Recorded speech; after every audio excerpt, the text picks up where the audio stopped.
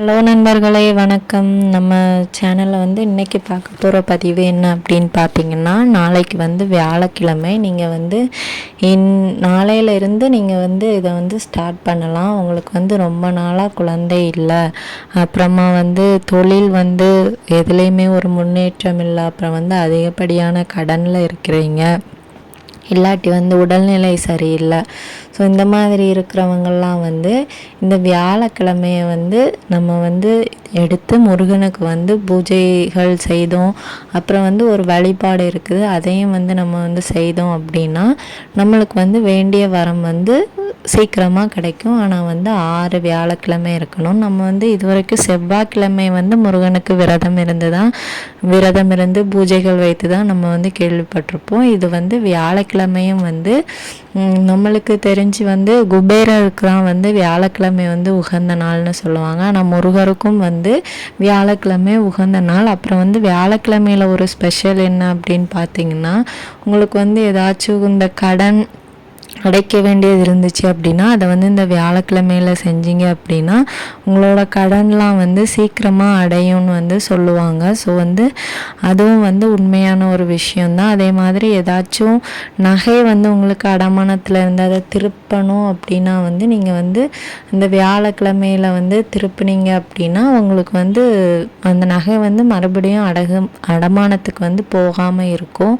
So அந்த மாதிரி கூட உண்டு. செவ்வாய்க்கிழமையும் அதே போல் இந்த மாதிரியான விஷயங்களுக்கெல்லாம் உகந்தது தான். ஆனால் செவ்வாய்க்கிழமை யாருமே எதுவுமே செய்ய மாட்டாங்க. ஆனால் செவ்வாய்க்கிழமை செஞ்சால் ரொம்பவும் அது ஸ்பெஷலாக இருக்கும். வேணும்னா செவ்வாய்க்கிழமையும் ட்ரை பண்ணி பாருங்கள். ஸோ இப்போ உங்களுக்கு ரொம்ப வருஷமாக குழந்தை இல்லை, சஷ்டி விரதம் இருக்கிறீங்க, செவ்வாய்க்கிழமை விரதம் இருக்கிறீங்க, அதே மாதிரி இந்த வியாழக்கிழமையும் நீங்கள் அதெல்லாம் செஞ்சீங்க அப்படின்னா இன்னும் கூடுதலாக பலன் கிடைக்கும். ஏன்னா வியாழக்கிழமை குரு பகவானுக்கு உகந்த நாள். முருகருக்கும் உண்டு, குரு பகவானுக்கும் உண்டு. ஸோ குழந்தை பாக்கியம் குரு பகவான்கிட்ட நம்ம அந்த இதை பாக்கியத்தை கேட்டோன்னா இன்னும் கொஞ்சம் நம்மளுக்கு அதிகமான வாய்ப்புகள் கிடைக்கும். ஸோ அதனால் வியாழக்கிழமையை நான் உங்கள்கிட்ட சொல்கிறேன். ஸோ இந்த வியாழக்கிழமையில் நம்ம என்ன பண்ணலாம், எத்தனை மணிக்கு பூஜை பண்ணலாம் அப்படின்னு பார்த்தீங்கன்னா, காலையில் பிரம்ம முகூர்த்த நேரத்தில் பூஜை பண்ணலாம். இல்லைன்னா குருஹோரை நேரம் 6 to 7, இரவு நேரத்தில் 8 to 9. ஸோ அதே மாதிரி தான் நம்ம செவ்வாய் ஒரே நேரம் எப்போவுமே ஒரே மாதிரி தான் இருக்கும். ஸோ அந்த டைமில் உங்களால் முடிஞ்சது அப்படின்னா ஒரே ஒரு நெய் விளக்கு ஏற்றினா போதும்.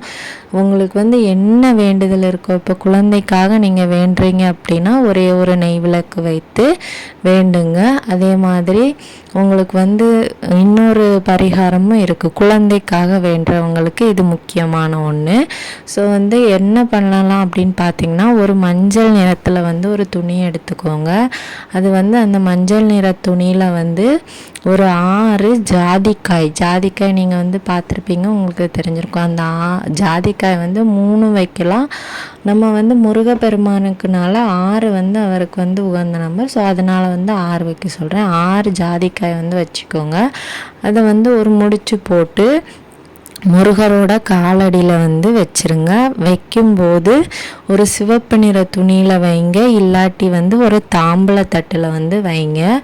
வச்சுட்டு நீங்கள் என்ன தேவையோ, குழந்தை தேவை அப்படின்னா ஒரு நெய் தீபம் ஏற்றுங்க. அதே மாதிரி முருகருக்கு அழகாக பூ அலங்காரம்லாம் பண்ணி அவரோட படத்தையோ, உருவ சிலை வச்சுருந்திங்கன்னா உருவத்தையோ, வேல் வச்சுருந்திங்கன்னா வேலையோ நல்லா அலங்காரம் பண்ணி அதுக்கு தீபதூப ஆராதனைகள்லாம் காட்டி அப்புறம் பிரசாதமாக தேன் வைக்கலாம். இல்லாட்டி உங்களால் எந்த பிரசாதம் அவருக்கு வைக்க முடியுமோ அதை நீங்கள் படைக்கலாம் முருகனுக்கு.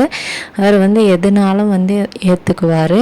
ஸோ அதுக்கப்புறமா நீங்கள் இப்படி வச்சதுக்கப்புறமா நீங்கள் என்ன பண்ணணும், ஒரு வேளை முருகனுக்கு நீங்கள் கந்த சஷ்டி கவசம் படிக்கலாம்.